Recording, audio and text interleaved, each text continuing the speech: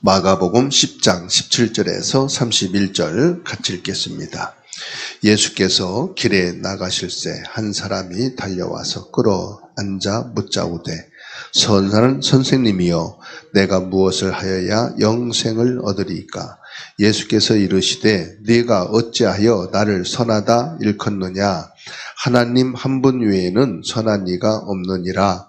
내가 계명을 안 하니 살인하지 말라, 간음하지 말라, 도둑질하지 말라, 거짓 증언하지 말라, 속여 빼앗지 말라, 내 부모를 공경하라 하였느니라. 그가 여짜오되 선생님이여 이것은 내가 어려서부터 다 지키었나이다. 예수께서 그를 보시고 사랑하사 이르시되 내게 아직도 한 가지 부족한 것이 있으니 가서 내게 있는 것을 다 팔아 가난한 자들에게 주라. 그리하면 하늘에서 보화가 내게 있으리라. 그리고 와서 나를 따르라 하시니 그 사람은 재물이 많은 고로 이 말씀으로 인하여 슬픈 기색을 띠고 근심하며 가니라. 예수께서 둘러보시고 제자들에게 이르시되 재물이 있는 자는 하나님의 나라에 들어가기가 심히 어렵도다 하시니 제자들이 그 말씀에 놀라는지라. 예수께서 다시 대답하여 이르시되 얘들아 하나님의 나라에 들어가기가 얼마나 어려운지 낙타가 바늘기로 나가는 것이 부자가 하나님의 나라에 들어가는 것보다 쉬우니라 하시니 제자들이 매우 놀라 서로 말하되 그런즉 누가 구원을 얻을 수 있는가 하니 예수께서 그들을 보시며 이르시되 사람으로는 할 수 없으되 하나님으로는 그렇지 아니하니 하나님으로서는 다 하실 수 있느니라. 베드로가 여짜오되 이르되 보소서 우리가 모든 것을 버리고 주를 따랐나이다. 예수께서 이르시되 내가 진실로 너희에게 이르노니 나와 복음을 위하여 집이나 형제나 자매나 어머니나 아버지나 자식이나 전토를 벌인 자는 현세에 있어 집과 형제와 자매와 어머니와 자식과 전토를 100배나 받되 박해를 겸하여 받고 내세에 영생을 받지 못할 자가 없느니라. 그러나 먼저 된 자로서 나중되고 나중된 자로서 먼저 될 자가 많으니라. 아멘. 이번 주간에 묵상할 말씀은 마가복음 10장 17절에서 31절의 말씀입니다. 영생을 얻는 길이라. 쉽게 말하면 구원의 길입니다. 어떻게 하면 영생을 얻을 수 있느냐? 예수님이 답을 주셨어요. 요한복음 14장 6절입니다. 같이 읽을까요? 구원의 길은 정확하게 예수님이 주신 답이에요. 읽습니다. 예수께서 이르시되 내가 곧 길이요 진리요 생명이니 나로 말미암지 않고는 아버지께로 올 자가 없느니라. 영생을 얻을 수 있는 길은 오직 예수 그리스도다.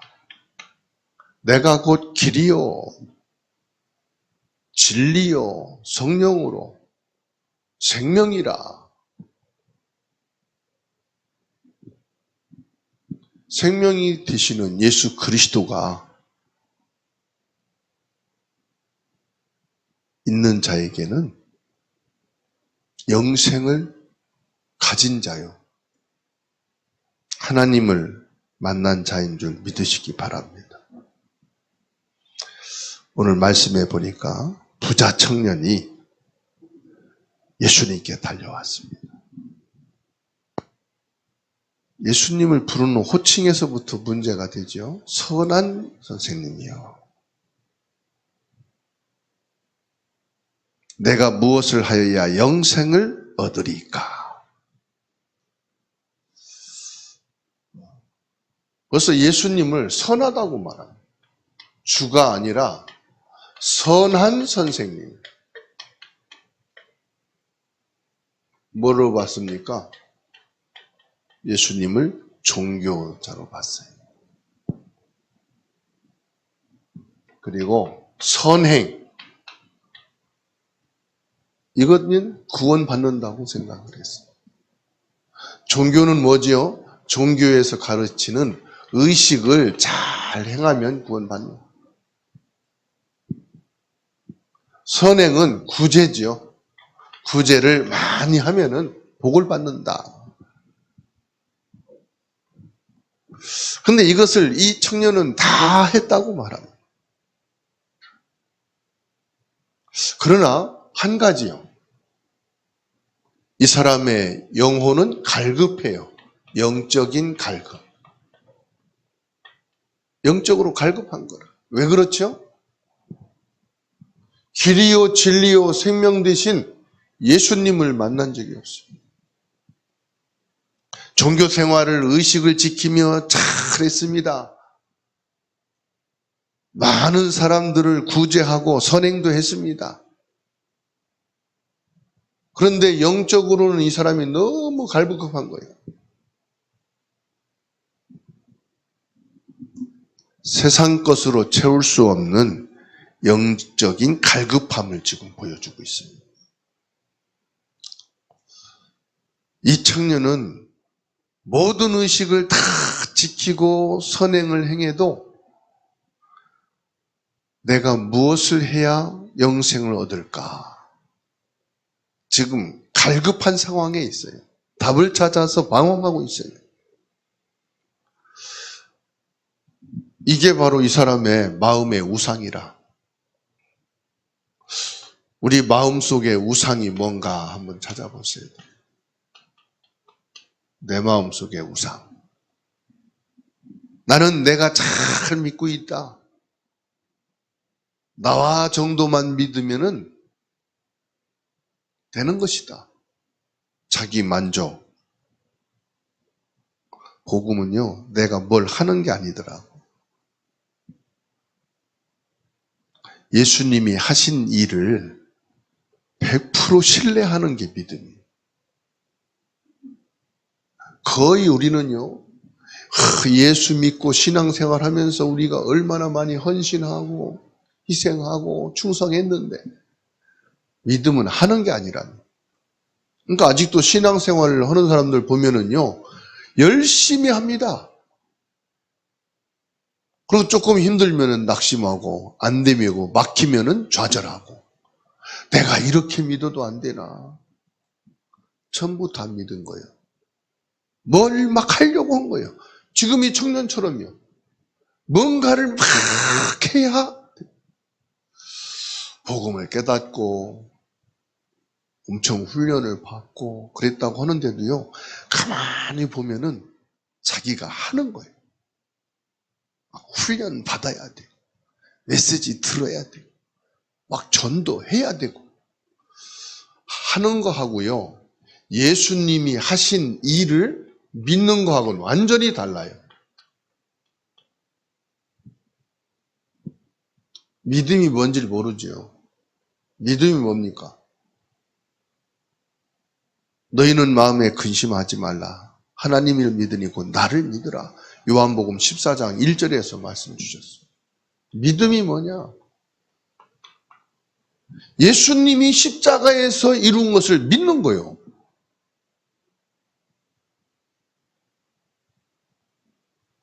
믿는데 갑자기 막 위기가 닥쳤다. 깜짝 놀라죠. 그래도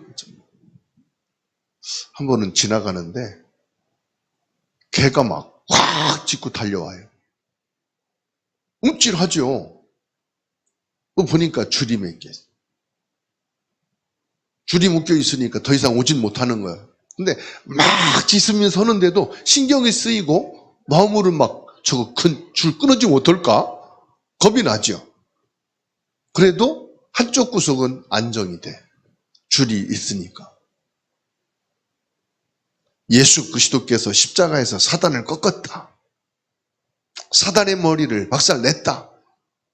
그런데도 사단의 역사하고 시험하고 그러면은 움찔하죠. 겁도 나. 그렇지만 꺾였어. 뭘 믿습니까? 예수님이 하신 일을 자꾸 믿음으로 고백하는 거예요.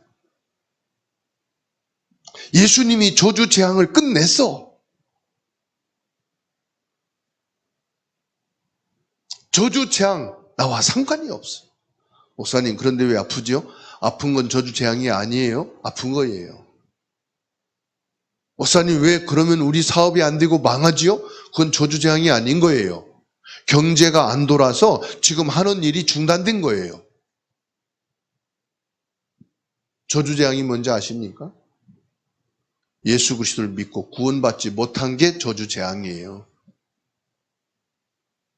저주 재앙이 뭐냐? 우상과 재앙에서 빠져나오지 못한 불신자 상태로 살다가 지옥 가는 게 저주 재앙이에요. 사람들은 세상에 눈에 보이는 것이 축복이라고 그러거든요. 근데 예수님이 팔복을 말씀하셨잖아요. 이 땅에 부귀 영화를 쌓아놓은 게 복이 아니다고. 나는 지옥 권세와 상관이 없다.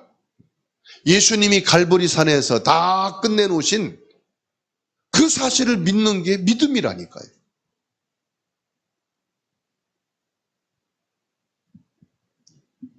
받아합시다. 믿음이란 내가 하는 게 아니라 예수님이 하신 걸 믿는 것이다.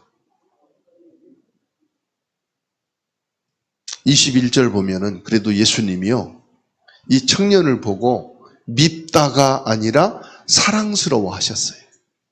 그래도 젊은 청년이 이렇게 모든 율법의 계명을 지키고 선행을 행하며 살았다니까 기특하잖아요. 그래서 예수님이 그를 사랑하신다 그랬어요. 21절에. 예수님께서는요, 우리가 어쨌든 하나님을 믿고자 하는 그 연약함 속에서도 하는 것을 귀하게 여기십니다. 우리가 복음을 제대로 모르고 예수를 믿고자 하는 그 열심, 주님은 귀하게 여기십니다. 애기들이 엄마 도와준다고 물건 하나 끌고 오잖아요. 끌고 오면서 다 어질러 놨어. 또 그게 행위가 사랑스러워 보이잖아요. 그러듯이 하나님은 우리가 좀 부족하고 모자라고 그럴지라도 주를 위해서 하는 거 보시면은 사랑스러워 하셔요. 17절에서 20절에 예수님이 말씀하십니다. 모든 계명의 완성은 뭐냐? 사랑이라. 이 청년이 십계명을 다 지켰다고 자부합니다. 19절에 내가 계명을 안 하니 살인하지 말라, 간음하지 말라, 도둑질하지 말라, 거짓 증언하지 말라, 속여 뺏지 말라, 내 부모를 공경하라 하였느니라. 이때 청년은 내가 그 계명은 다 지켰습니다.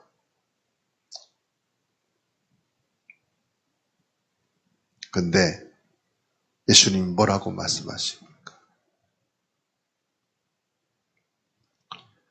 마태복음 22장 37절, 38절에서 40절까지 보면요, 예수께서 이르시되 내 마음을 다하고 목숨을 다하고 뜻을 다하여 주 너희 하나님을 사랑하라 하셨으니 이것이 크고 첫째 되는 계명이요, 둘째도 그와 같으니 내 이웃을 내 자신같이 사랑하라 하셨으니 이 두 계명이 온 율법과 선지자의 강령이니라.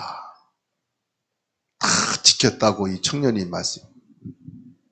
근데 예수님께서요, 이 마태복음 22장 37절에서 40절 말씀 보게 되면은 진짜 계명을 지키는 건 뭐냐?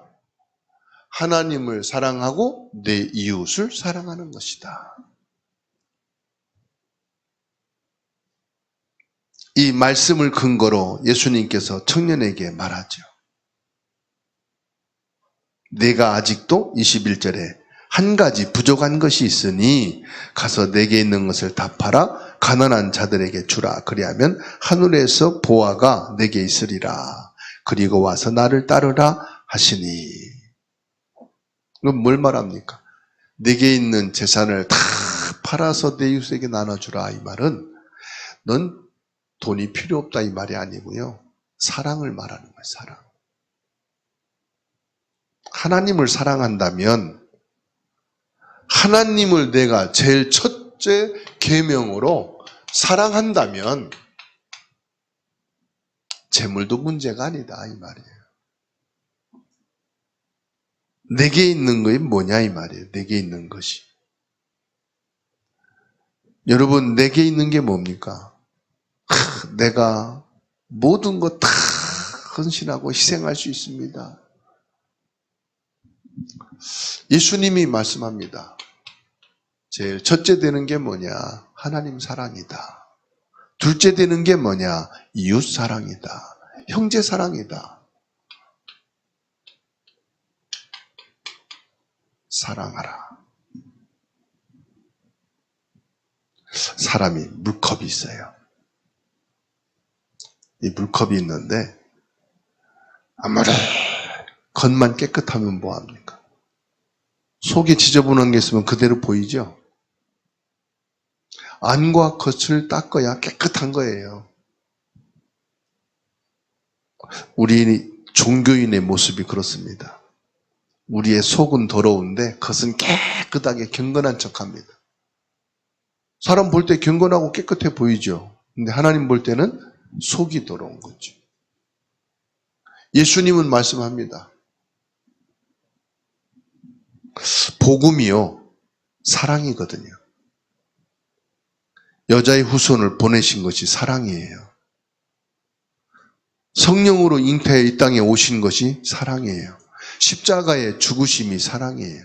복음은 뭐다? 사랑입니다. 그래서 복음은요, 사랑이 뭐냐? 허다한 죄를 덮느니라. 모든 죄를 용서해 줄 수 있는 게 사랑이에요.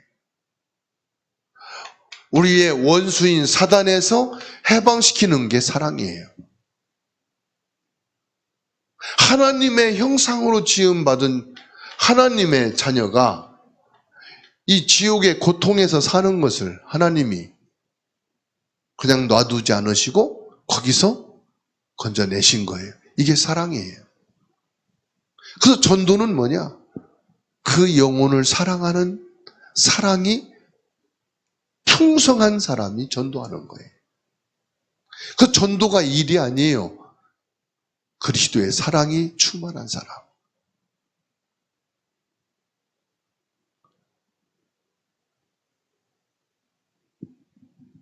하나님의 사랑이 없는 사람은 전도 못합니다. 선교 못합니다. 후대 사역 못합니다. 사랑을 받으려고 하는 사람이 어떻게 할 수 있겠습니까? 사랑은 주는 거거든요. 내가 받은 복음의 사랑을 내가 주겠다는 거예요. 불신자에게 주고 이방인에게 주고 아이들에게 주겠다. 그래서 내게 계명을 지키는 게 아니고요. 율법의 완성이 뭐라고요? 사랑이라. 그래서 저와 여러분들이 그리스도의 사랑으로 충만하면 전도 되게 돼 있고요. 선교 후대 사역 되게 돼 있어요. 우리가 가정을 복음화하고 가문을 복음화하기 전에 그건 이성적으로 당연히 해야 되는 거고요. 성도라면 당연히 가문 복음화, 가정 복음화, 후대 복음화, 현장 복음화 당연하죠. 그거 모르는 사람이 누가 있어요? 새신자도 다 아는 건데. 그렇게 하려면 뭐가 있어야 된다고요? 복음, 사랑으로 충만해요. 그래서 예수님께서 21절로 22절에 한 가지 부족한 게 있다. 그래도 감사하죠. 이 청년은 한 가지 부족하다. 저는 부족한 게 10가지도 넘는데. 그래서 예수님이 이 청년을 사랑한 거예요. 이 젊은 청년이 다 실천하고 한 가지만 부족한 거예요. 예수님은 그에게 재산을 다 팔아 가난한 자들에게 주고 나를 따르라고 하신. 이 청년은 알았어요. 근데 한 가지가요, 100가지가 되는 거예요. 너의 돈. 사람들은 돈을 다 사랑합니다. 돈을 싫어하는 사람은 아무도 없어요. 근데 중요한 건 뭐지요? 이 청년에게는 돈이 하나님보다 높은 자리에 있다는 사실이에요. 예수님께서 그를 보시고 사랑하사 이르시되 내게 아직도 한 가지 부족한 것이 있으니. 돈이지만은 이게 뭡니까? 나의 보물이잖아요.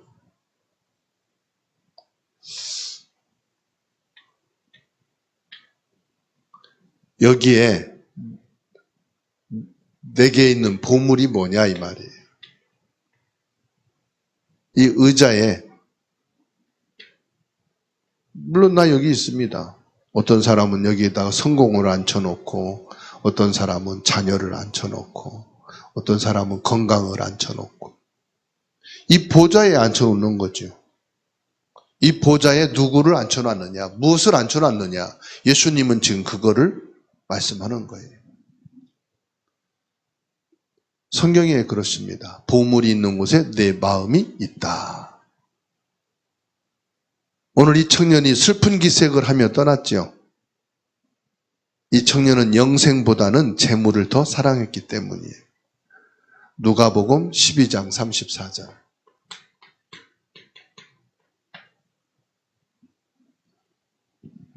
너희 보물이 있는 곳에는 너희 마음도 있으리라. 내 마음이 있는 곳에 뭐가 있어요? 그 사람에게 가장 귀한 게 있는 거예요. 예수님은 하나님의 영이시기 때문에 이 청년의 심리를 보신 거죠. 영적 상태를 본 거예요. 네가 진짜 중요하게 여기는 게 뭐냐? 네가 생명 걸고 지키려고 하는 게 뭐냐? 네 자존심과 인생을 걸고 지키려고 하는 네 마음속에 있는 그 보물이 뭐냐?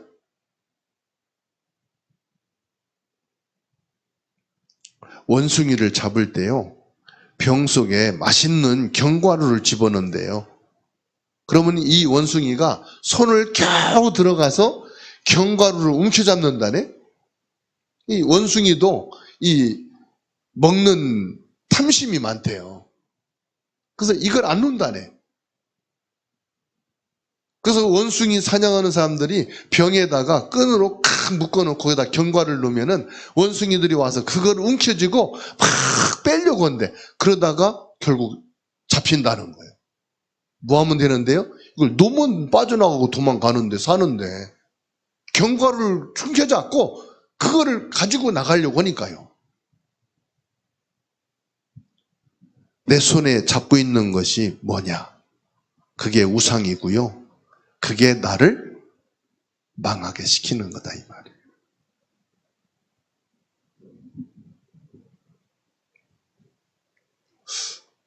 저와 여러분들은 믿음이란 뭐냐? 예수 그리스도를 보좌에 앉히는 거예요.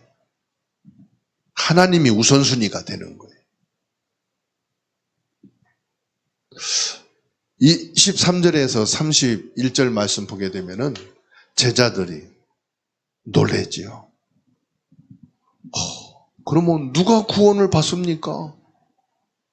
낙타가 바늘길을 지나가는 것보다 부자가 천국에 들어가기가 더 어렵다 말씀하니까 제자들이 경악을 하는 거예요. 그러면 누가 구원을 얻을 수 있습니까? 예수님이 말씀합니다. 하나님은 하실 수 있느니라.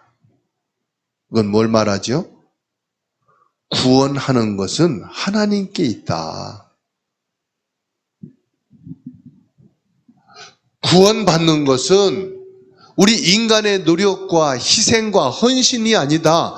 구원은 누구의 주권이다? 구원은 하나님의 은혜다. 하나님의 주권이에요.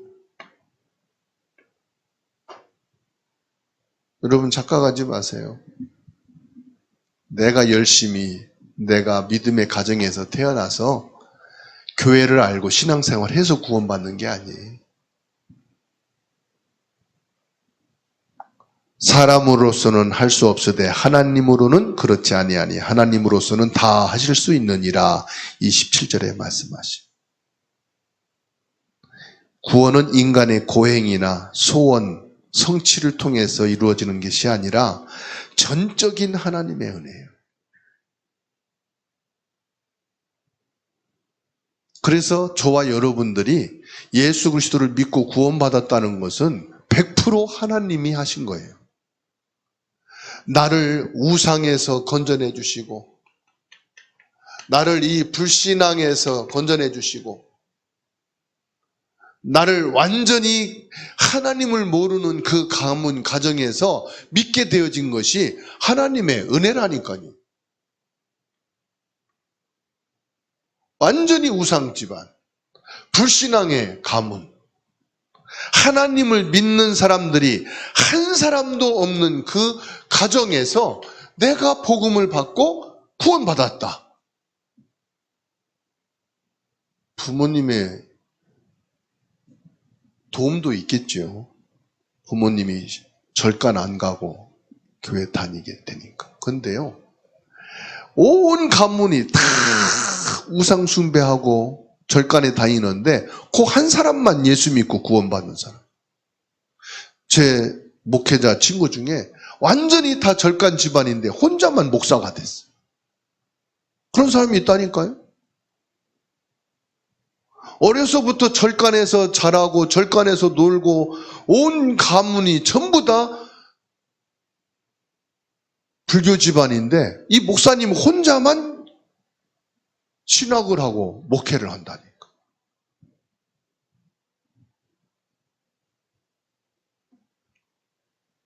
이때 베드로가 뭐라고 말합니까? 우리는 모든 것을 버리고 예수님을 따랐습니다. 그때 예수님께서 이 땅의 모든 것을 버리고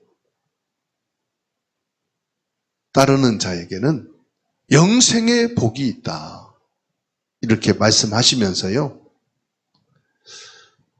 31절에 중요한 말씀을 하셔요. 뭐라고 말씀합니까? 그러나 먼저 된 자로서 나중되고 나중된 자로서 먼저 될 자가 많으니라. 이 말씀을 제자들이 못 알아듣지요. 너희가 다 버리고 나를 따랐지만 너희보다 오히려 더 영적인 사실, 이 복음을 믿고 하나님 앞에 설 자가 있다. 그들이 더 많다. 이건 바울을 두고 말씀하시는 거예요. 이것은 바울을 통해 복음을 받은 많은 제자들을 두고 말하는 거예요. 이거는 지금 이 복음을 받고 전도운동, 선교운동, 후대 사역을 통해서 전도, 이 복음 운동을 하고 있는 저와 여러분들을 향해 말씀하는 거예요.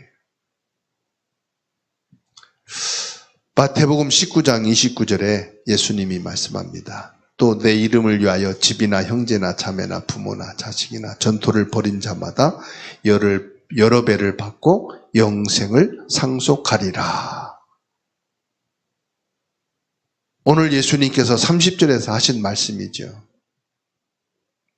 현세에서 집이나 형제나 자매나 어머니와 자식과 전토를 100배나 받되 박해를 겸하여 받고 하나님의 축복을 받지만 뭐 한다고요? 박해도 있다 이 말이죠. 왜 너희가 부모들은 절간에 가는데 너만 교회 가냐? 우린 다 미신을 섬기는데 왜 너만 예수를 믿는다고 하냐? 큰 박해와 어려움도 있다. 그러나 내세에 영생을 받지 못할 자가 없다.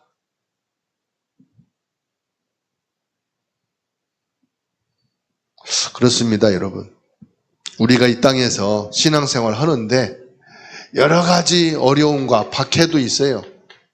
그러나 그거 두려워하지 말라.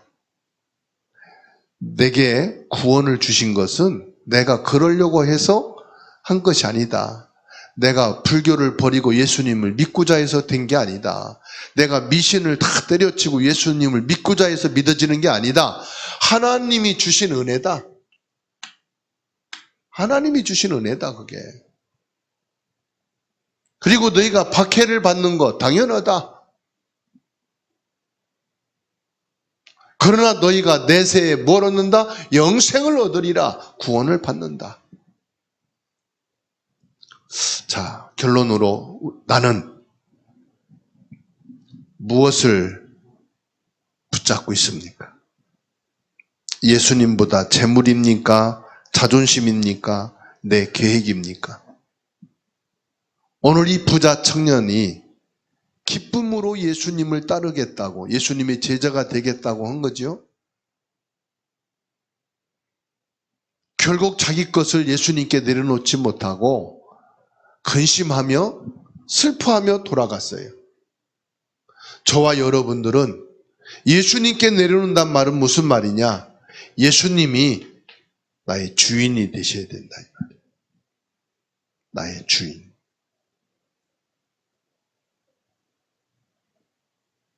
주인이란 말은 뭡니까? 예수님을 나의 왕으로 모신다, 이 말이에요. 나의 왕으로. 나는 예수님의 뭐라? 신하다, 이 말이에요.